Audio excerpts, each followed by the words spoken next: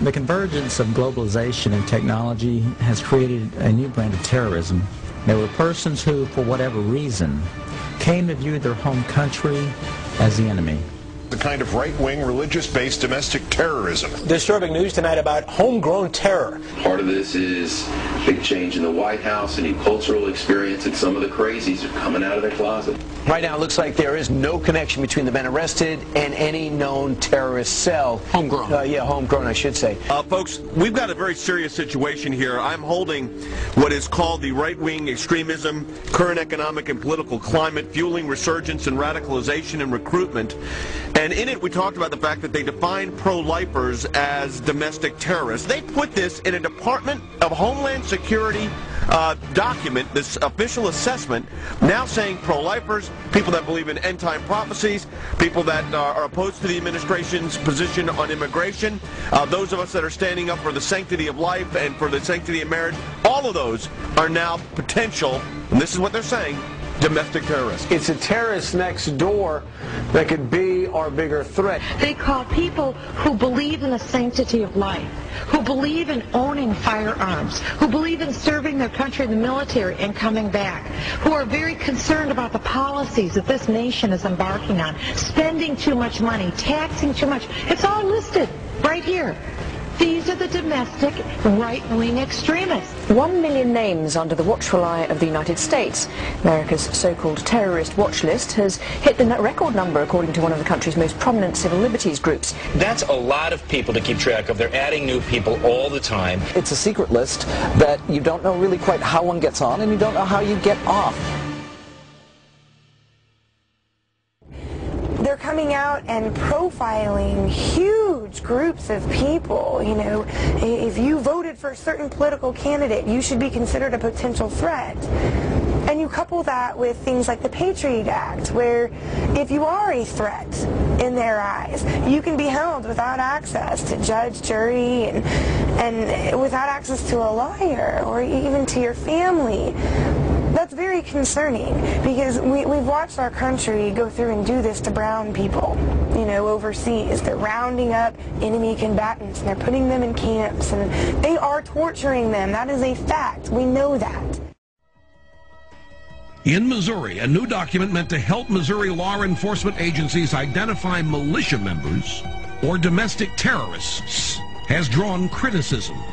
The February 20 report, called the Modern Militia Movement, mentions such red flags as political bumper stickers for third-party candidates, such as Ron Paul, who ran for president, talk of conspiracy theories, such as the plan for a superhighway linking Canada to Mexico, and possession of subversive literature. So the state police in Missouri have been told that if you see a car with a bumper sticker that opposes the so-called creation of North American Union, the superhighway, that you are probably following a militia member, that you are following an anti-government radical. If you see a car with a bumper sticker that says Ron Paul for president, you might be dealing with a violent radical. Exercise extreme caution.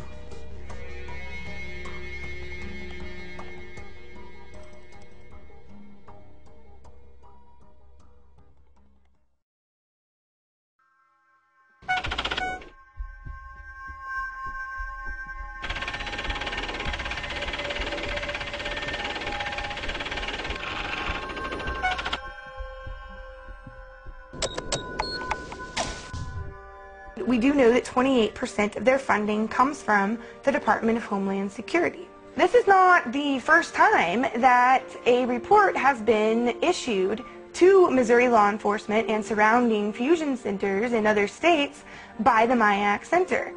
Previously, there have been several reports, such as the MIAC report in the state of Missouri, but this is the first time that a report such as this actually named individuals. Once you label someone in a derogatory manner, an extremist, a potential militia member, terrorist, whatever term is used, for some people the moniker will remain. Before you can persecute people, before you can incarcerate large numbers of people, you have to marginalize them.